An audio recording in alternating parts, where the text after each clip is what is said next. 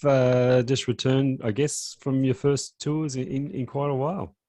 Yeah, oh, no kidding. I mean, with, COVID and everything, it shut us all down obviously, for a couple of years. And right before it happened, I was actually in the middle of started to record a record with a friend of mine by the name of Doug Cox. He runs the Vancouver Island Music Festival on the island up in Canada. And Yes, we got maybe one or two songs done, and I had to hightail it home because I didn't know if I was going to be able to make it home. Mm. So the first shows that I did were ones that had been rescheduled, because of COVID and everything. So I flew up to Canada in February, and we had 18 shows that started, and they got whittled down to five because people were still pretty nervous about the whole COVID thing. And Yeah. I was myself as well, to be honest. It's kind of, I mean, the whole thing has been really scary. And my husband and I, we live just outside of Nashville, and we had a couple of friends that did the little bubble thing with. But other than that, we didn't see much of anybody except for Zoom. you know so it felt so good to get out there and play again. Yeah. It was so much fun. I hadn't realized how much I had really missed playing for actual people, Were you a little in rusty, or person. was it just like riding a bike? You just get Well, straight back no, it in. was kind of, yeah, and I actually had been doing some online shows. I did 27 online shows. It kind of, we had to pivot pretty quickly, trying to figure out how to just keep yourself in front of people Mm. and stuff. There's so many people out there playing music these days and so much access with the internet, people kind of forget pretty quickly. So, I learned how to do Zoom and a couple of other different software things, and went out and I did 27 different shows featuring some of my favorite artists, as well as myself. But so yeah, I've been doing a lot of writing during the whole thing, so I have been playing quite a bit. But it took a few days, a few shows to really get You get back into it. back Yeah. into the swing of things. Yeah, for Yeah. sure. And we're finding it the same down here. Shows are starting to happen again, but the crowd numbers are not quite where they used to be. But I think people are still Right. tentative to get out there. I think you're right. Uh-huh. Yeah. Yeah, well, I mean, it was still when we were there, it was half capacity, everything, and everyone had to wear masks. Mm. We wore masks except for when we were playing, but and they had to show your proof of vaccinations and all that stuff. So, I once the whole thing, I was out there for 2 weeks, I guess, close to 2 weeks, because Doug and I had to spend a few days getting together and rehearsing everything Mm. because we hadn't played any of this material, for some of it we hadn't played together yet at all. So by the end of it, I actually felt pretty good. I got tested before went, and then before I came back, and then I went again a couple of weeks later for some other shows that I did up in Alberta with something called Women of Folkways. Um, and again, tested there and tested back and Mm. everything. And I was okay, thankfully. It's just, you just never know, You don't. You don't. No. Let's go back a bit. I'll try not to push your memory too much, but you spent a number of years in a band called Spirit of the West, which had quite a profile in Canada, but we didn't hear too Yeah, much about them here in Australia. Tell us about that right. band and your memories of that time. So, sorry, what was that last bit? Tell us about that band and your memories of that time with Spirit of the Yeah, West. I joined in '89, so it was quite some time ago now. But we toured all over the place, like mostly in the UK and some Germany and a little bit in the States, but mostly in Canada. I mean, the band was big in Canada at the Mm. time, and it was a Celtic folk rock band, kind of a la the Pogues, or um, that vein. A lot of original material, but it was infused with a lot of Irish jigs and reels and things like that, and kind of a party band in some ways. There was one song called "Home for a Rest" that was huge in the college scene, people just went nuts whenever we played it. We made a video in the UK when we were on tour, and it's up on YouTube and all that. But it was a really great band, and I had so much fun. I learned a lot from them. John and Jeffrey were the main songwriters in the band. And, I kind of learned a lot about songwriting just by listening to them. And sadly, we lost John a couple of years back. He got early onset Alzheimer's and he passed away. So, but yeah, they're a really good band. It was a huge part of my musical background. I'd already been playing for quite a long time and had my own band before when I joined them. Actually, Ah.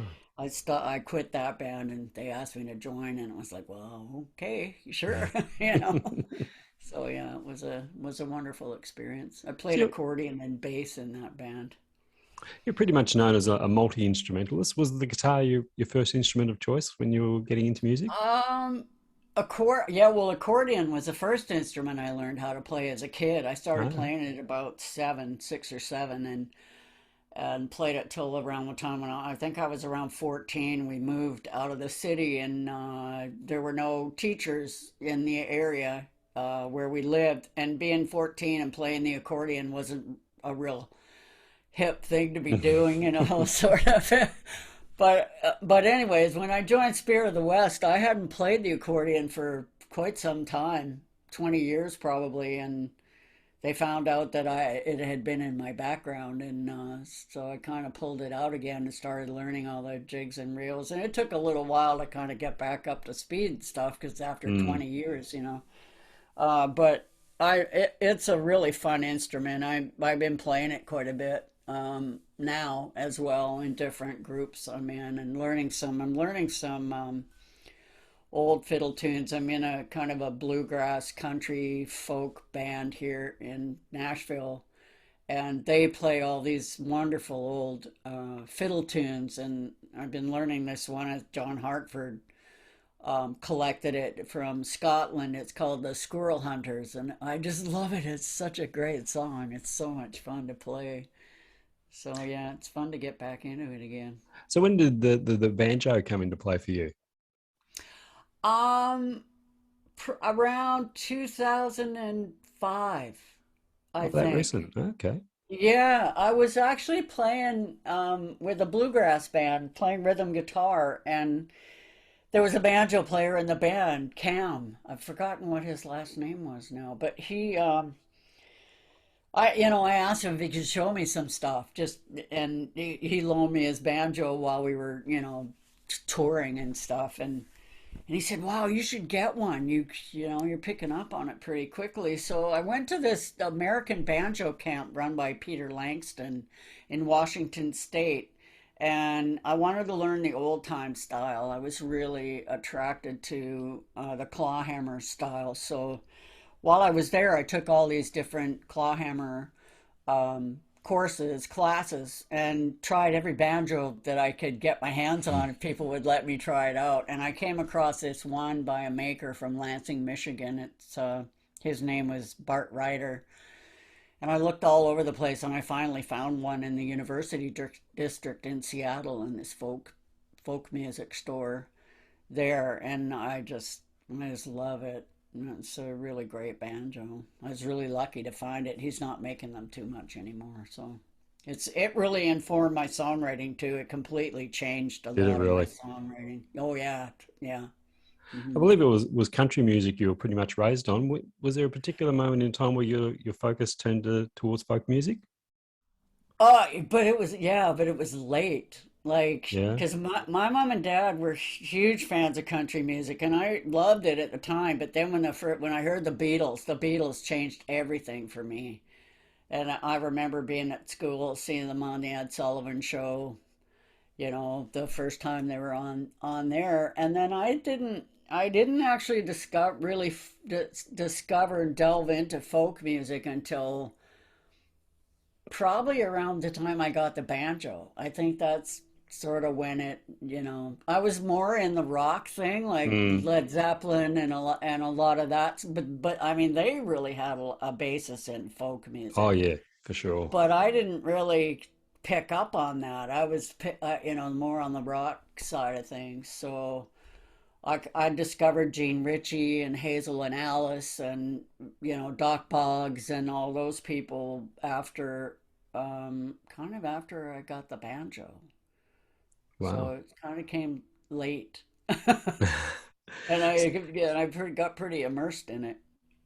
So leaving Spirit of the West to pursue your own music as a solo artist, was that something that had been on the cards for a while or something you'd Well, been thinking yeah, I about? mean, I just thought, okay, I'm not getting any younger, if I don't kind of do my own thing. I didn't have the opportunity to really do my own songwriting in the band. I tried to write a couple of songs that I thought would fit into the style, stylistically, but it just never really worked. I was kind of more too much in the country Mm. vein, I think. So I just really wanted to, I wasn't really getting the chance to do that. So I just sort of thought, well, I think I want to go try and do my own thing. So I left the band, and then a few months later, I made a record. I left them in Toronto, and then started recording my record in Toronto.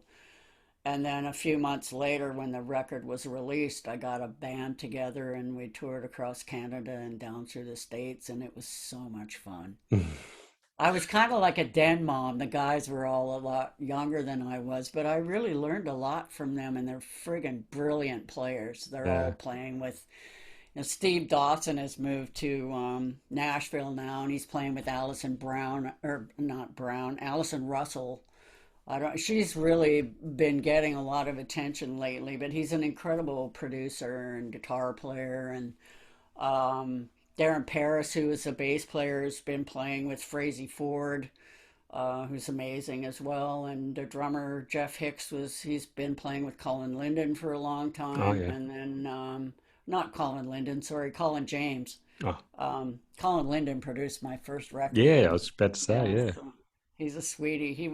I had him as one of my guests on my online show over the past couple of years. He's been a guest And on this show Jesse, too. oh Yeah, yeah, he has. Yeah, yeah. He's he's so terrific. great. He's Yeah. such a wonderful person too. He's a great player, and yeah, But as you say, fantastic. Spirit of the West was quite popular in Canada, quite a successful act. Was there any apprehension at all about walking away from something that was successful? And No, not really. I mean, I was really, it was kind of time to go. Like, I kind of felt like I'd kind of run my course with it, and as much as I loved it and everything, it was just one of those things where, I wasn't getting to play my own music and stuff. So I mm, really wanted to try and do that. I would have regretted it if I hadn't done that. well, talking about your own music, before we go on and talk about your writing workshops, which I really want to get into, let's hear a song. If you've got your guitar handy there, we'll I can take this. play a new one. Yeah. Over the course of the pandemic, I've been writing with three different people, and this is one of the first songs that came out of that. Been doing a lot of co-writing with people. Okay, let's try that again. Here we go. Okay.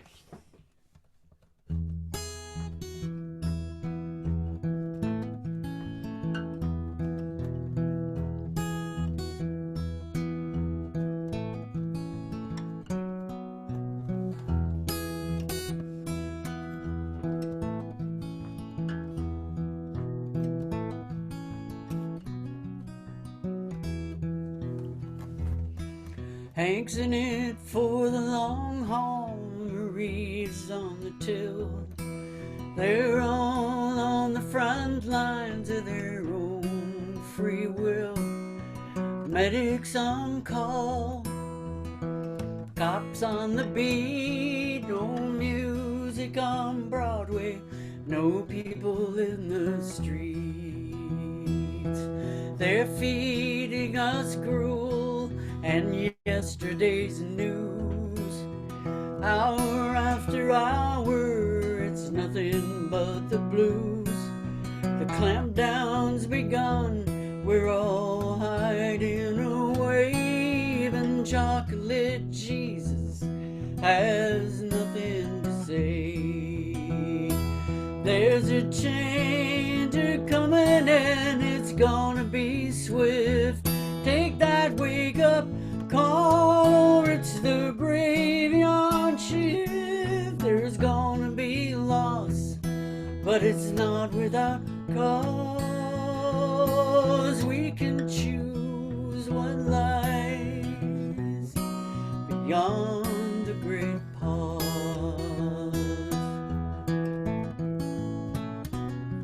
Will we shoot out the stars or rise to the call? The four laws of nature apply to us all. The falling of the apple, the earth's pull on the moon. Hold on to your dreams, they still can come true. There's a change coming and it's gonna be swift. Take that wake up call or it's the graveyard shift. There's gonna be loss, but it's not without cause. We can choose what lies beyond the great pause.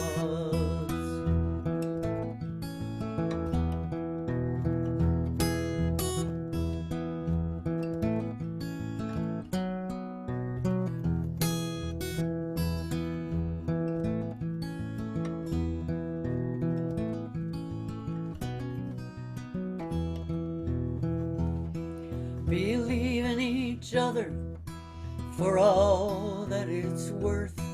In spite of ourselves, there's still heaven on earth. The angel from Montgomery takes his first flight. Now there's a bright new star in the sky tonight. There's a big change coming and it's gonna be swift. Take that wake up call or it's the graveyard shift. There's gonna be loss, but it's not without cause. We can choose what lies beyond the great pause.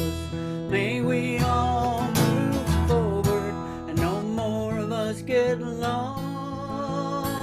May we find a better way beyond the great pause.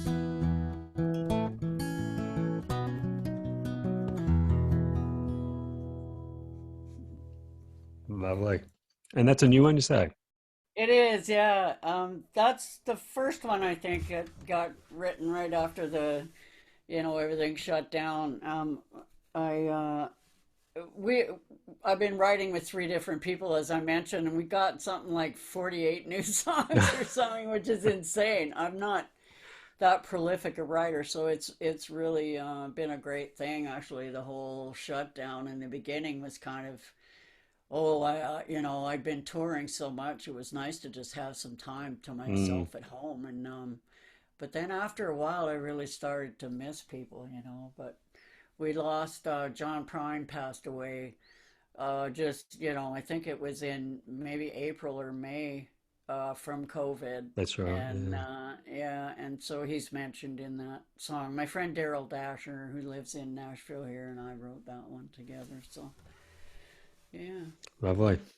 I want to talk about your songwriting workshops All in the right. prison system. I imagine they would be incredibly rewarding for yourself personally. Well, yeah, there's so much fun.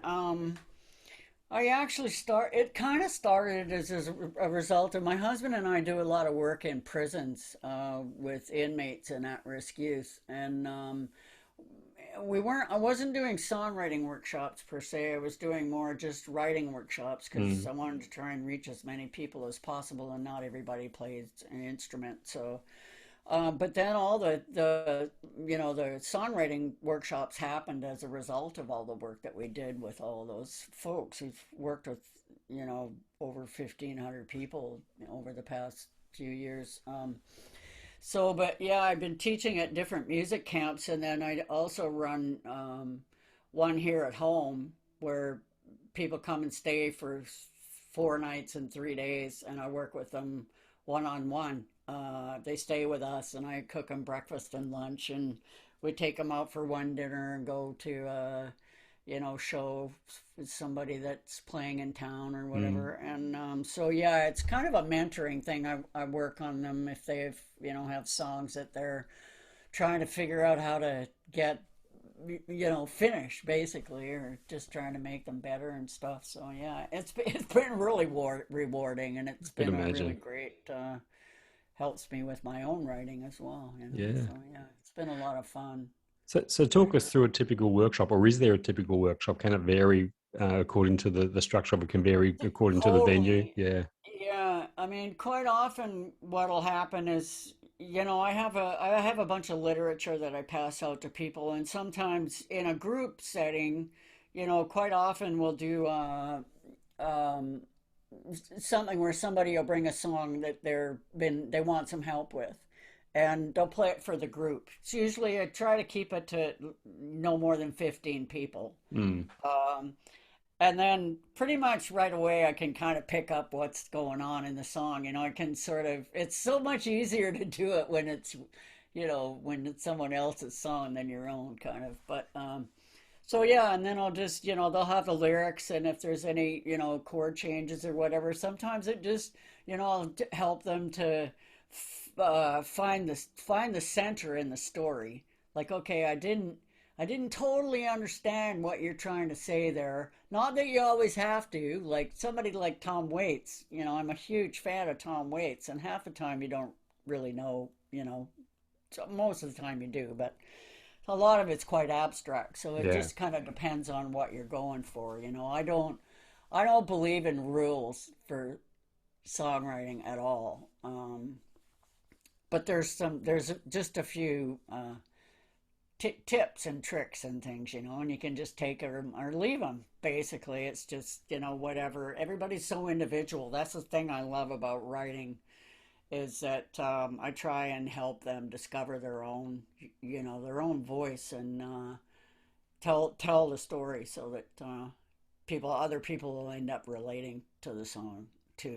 And with the workshops you do in the prison system, I imagine some of the reactions you might get from the participants when they've created something they probably didn't even realize they were capable of creating. Oh, Must be totally. remarkable. Yeah. Yeah. There's a book that one of the inmates at we the first it started off at New Folsom Prison in California, and one of the inmates there gave me this book by a woman named Judith Tannenbaum, who has sadly since passed away. But it was a collection of um, exercises that a lot of instructors used working with their at-risk youth, and that totally flipped everything on its head. It really helped me inform, or shape the whole workshop and the whole process. It had some exercises in it that were just mind-boggling to me. And one of them is you just fill in the blanks of these 5 different statements, and you read it out, but then you read it backwards from the bottom up, and it Oh, right. completely changes what you've said. And it just blows people away. Like they usually the work we do a 2-hour workshop with the inmates, and by the end of it they have 6 poems that they've finished writing, and all of the exercises came directly out of this book, but they're all so different, the answers, because everyone has lived a different life. Life, yeah.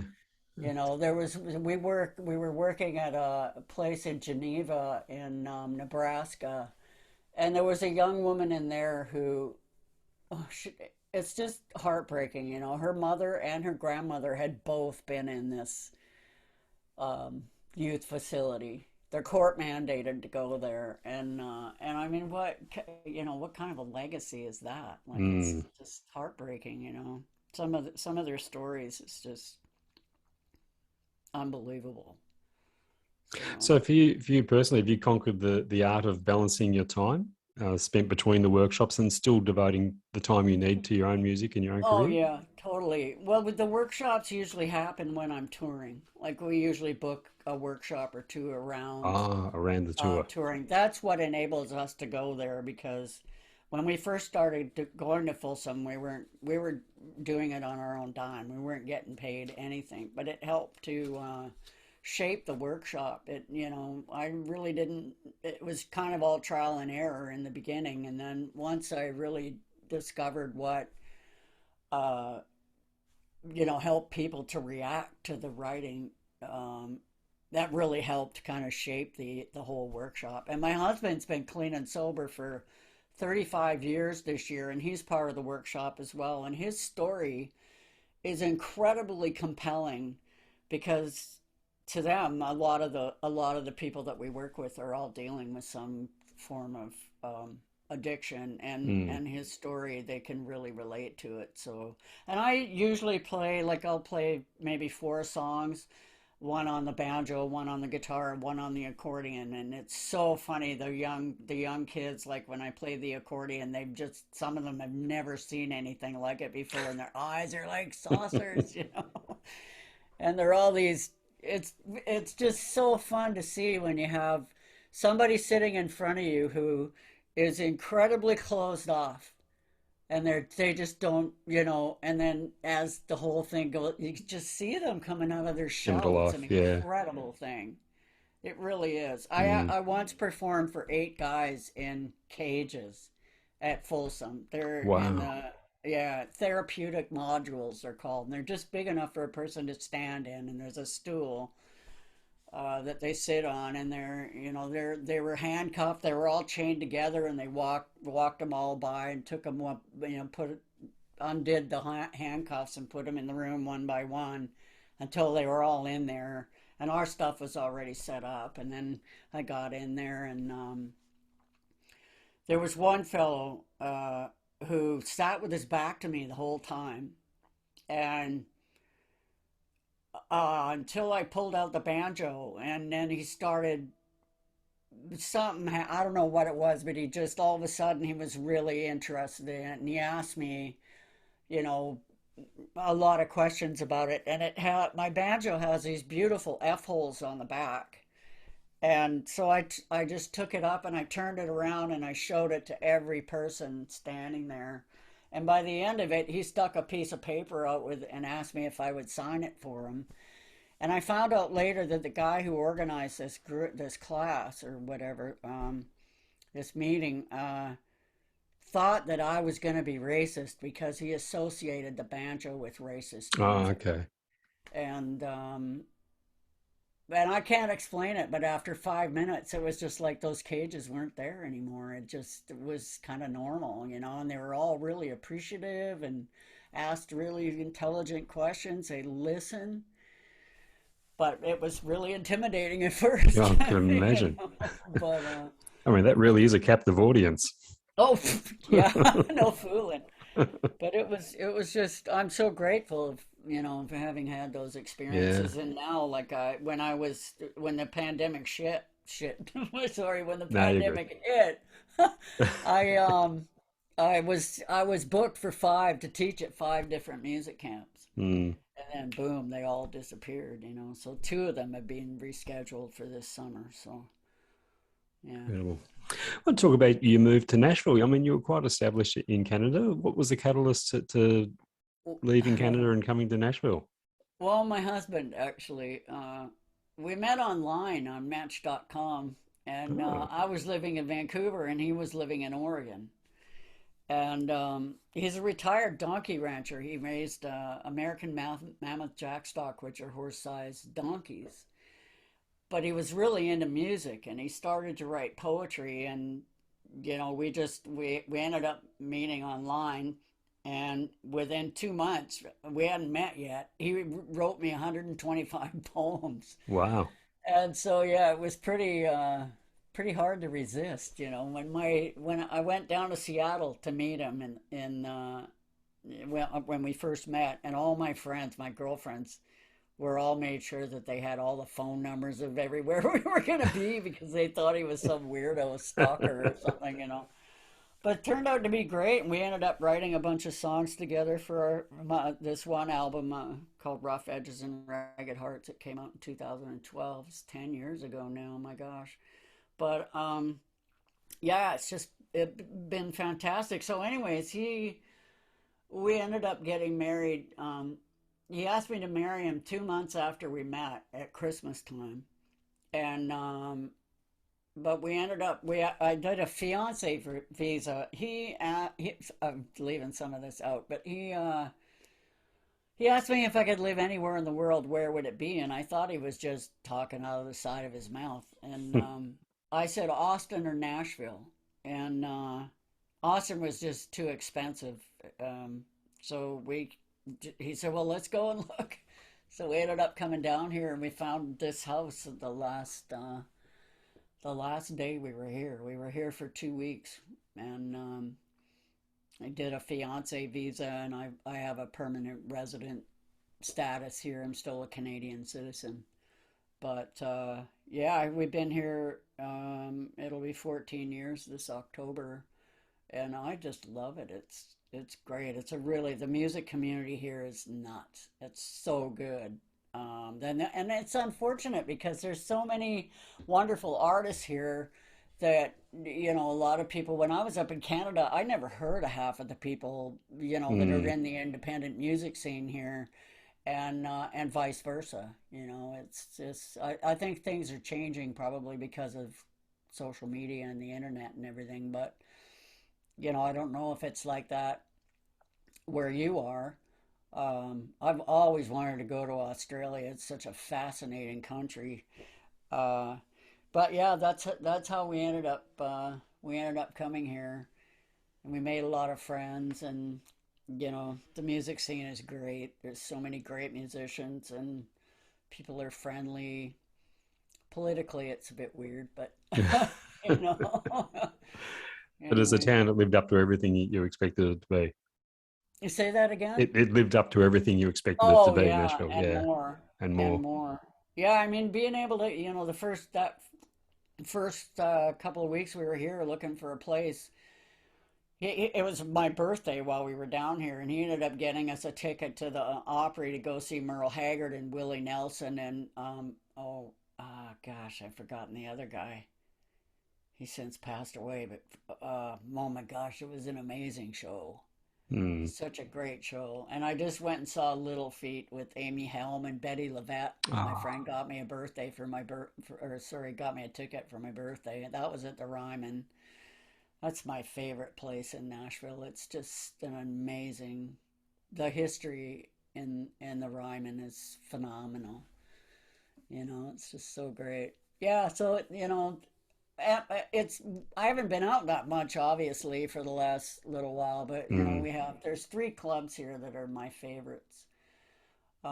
There's a bluegrass venue here called the Station Inn. That's a wonderful place. It's just the vibes in that place. Bill Monroe played there, and there's so many people have played there over the years. And there's another place called Third and Lindsley that's a really great showroom. And then um, there's another place called the Five Spot that's a really wonderful venue as well. So there's quite a few of them, and luckily they're still operating.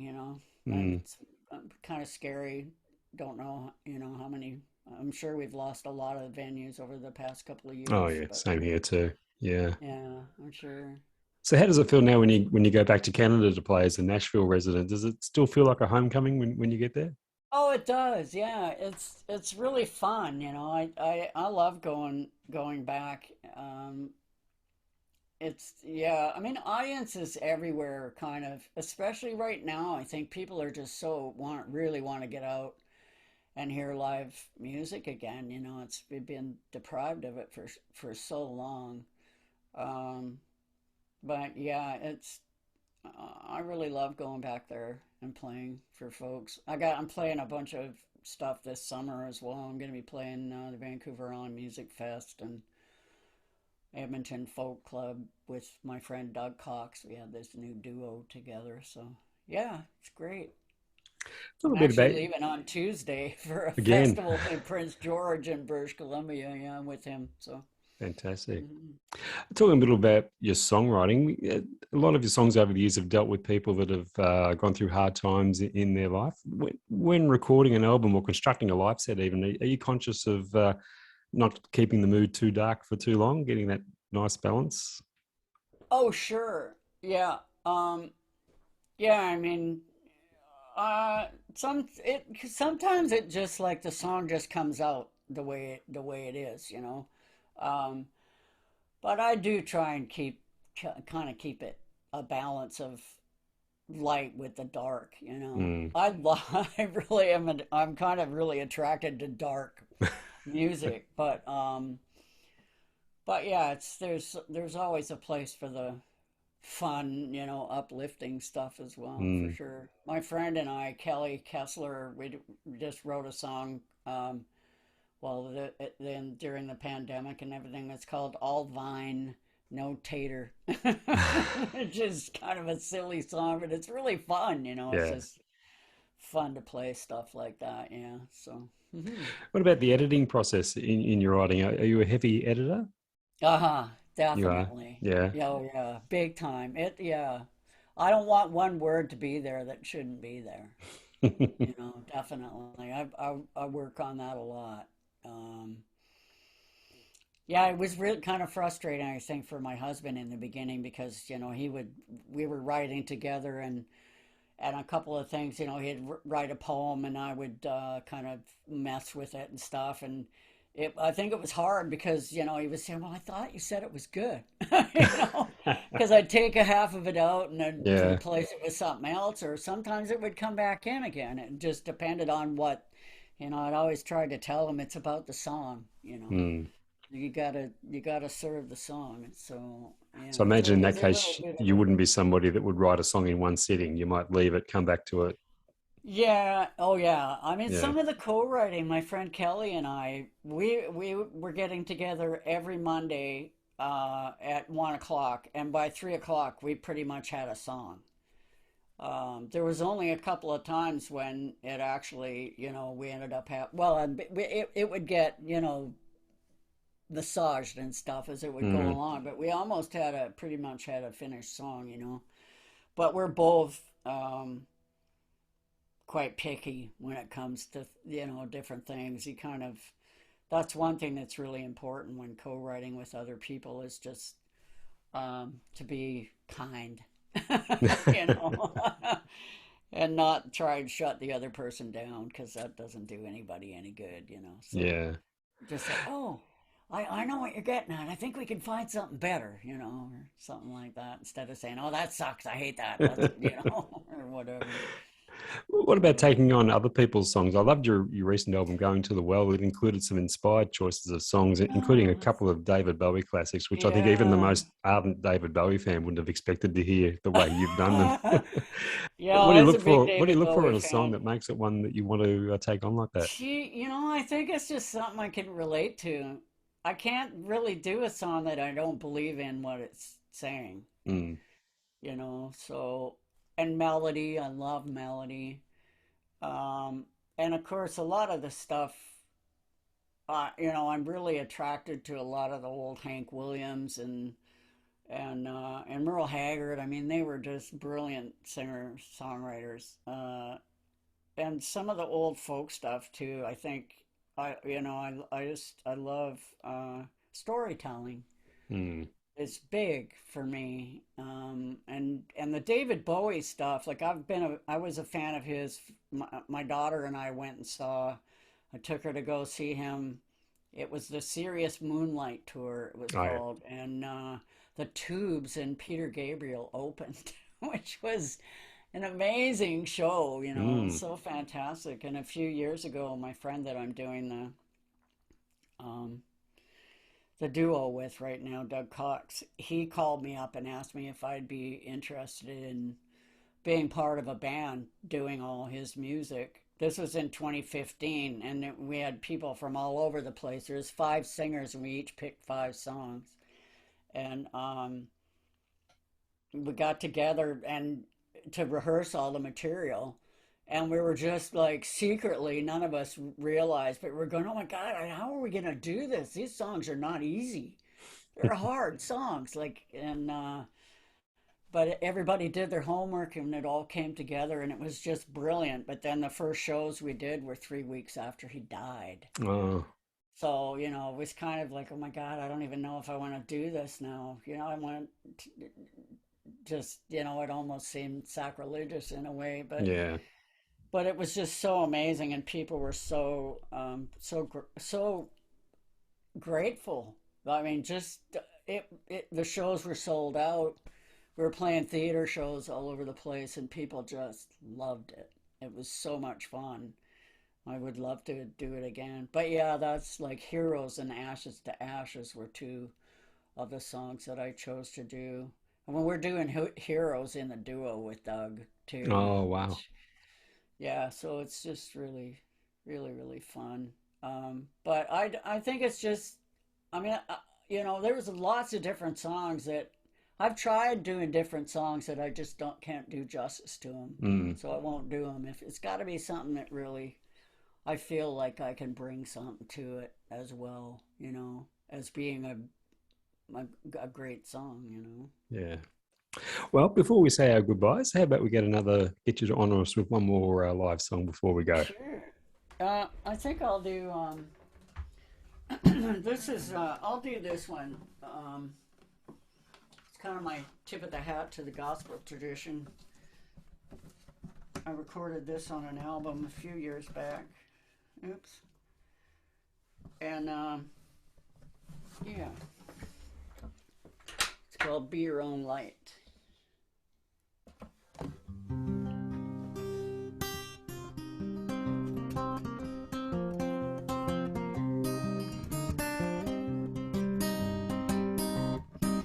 Well, this world is dark, yeah, yeah, no walk in the park, yeah, yeah. Just like Noah and his ark, you gotta be your own light. Well, you gotta have faith, yeah, yeah, when you can't tell night from day, no. When you can't find a way to keep the thieves at bay, you gotta be your own light. Well, there's no doubt about it. Well, there's no doubt about it. Well, there's no doubt about it. You gotta be your own light.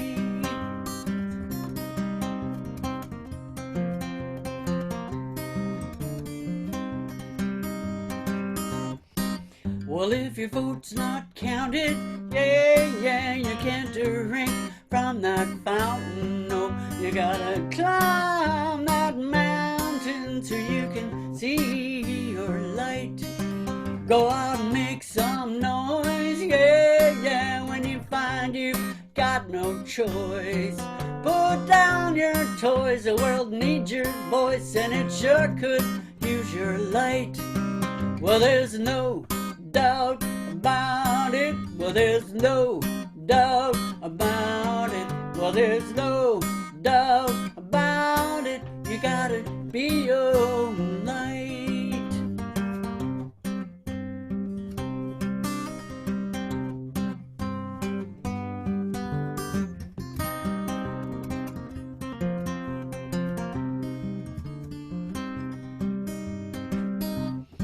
So live your life the way you wanna, yeah, yeah, among the flora and the fauna. Tell lies if you're gonna, and watch what happens to your life. Then when you meet your maker, yeah, yeah, as a giver or taker, yeah, yeah, you won't be thrown in the baker when you meet your maker if you be your own light. Well, there's no doubt about it. Well, there's no doubt about it. Well, there's no doubt about it. You gotta be your own light. Well, there's no doubt about it. No doubt about it. There's no doubt about it. You gotta be your own light. You won't be thrown in the baker when you if you be your own light. Love it. Love it. That really was great. I Thank guess you. you've become quite comfortable performing to a computer screen, I guess, over the last couple of years. Yeah, it's kind of funny, you know. I don't know. A lot of people really had a problem with it, but I just kind of, I don't know. It's, you know, it just, I don't know. I do feel pretty comfortable Yeah. No, you're right. doing There's it. people I've spoken to that have done it. It's about 50-50. Some of them have Yeah, ended up enjoying it a lot more than they thought they would, and some of them just couldn't yeah, handle it. Yeah. exactly. I mean, it's really nice when you have another person there too, you Yeah. know. Yeah. It's weird when you don't have that and you're just like The camera. staring at yourself. Oh, yourself. Yeah. Yeah, so that is a Fantastic. bit So weird, but what's in the books for you for the rest of the year, Linda? we have I'm actually going to start doing a bunch of recordings of these songs that I've been working on. My friend Fats Kaplan, who is an amazing instrumentalist and player here, has been helping me do some recording with some of these new songs. He played with Jack White and with John Prine. He was actually on tour with them for the past few years before COVID hit. And then my friend Doug Cox and I, from those few shows that we just did in February in Alberta and BC, we recorded two of the shows, and it sounds good. So we're going to record it, or we're going to release it as an album.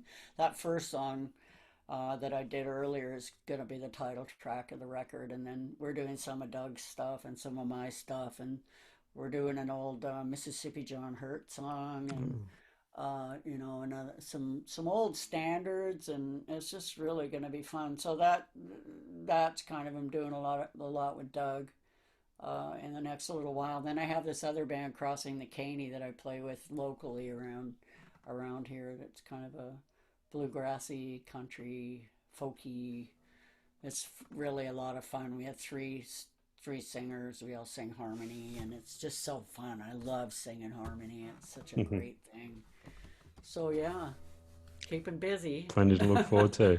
Hey, Linda, thanks so gardening, much and for your time. It's been an absolute treat to, uh, to finally it's catch been up with you. really, no kidding. It's been really nice meeting you, and I just wanted to say I'm really just not some of the folks that you've interviewed. I was watching some of the interviews on YouTube and stuff, and my goodness, it's amazing. I'm honored to be part of this. So thank you so much for Oh, glad to having have me. you on board. And my only apologies. I took so long to get in touch with you after our mutual friend, the late Audrey Old, recommended you to me years ago. Oh, yeah. Oh my So gosh. Well, better late than never. We got there. yeah, for sure.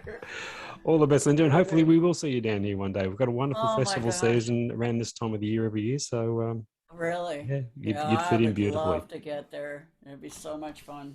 So, You never put know. in a good word for me. Never say never. All the best. Take care. Thank you. Thanks a Cheers. lot, John. Bye bye. Bye bye.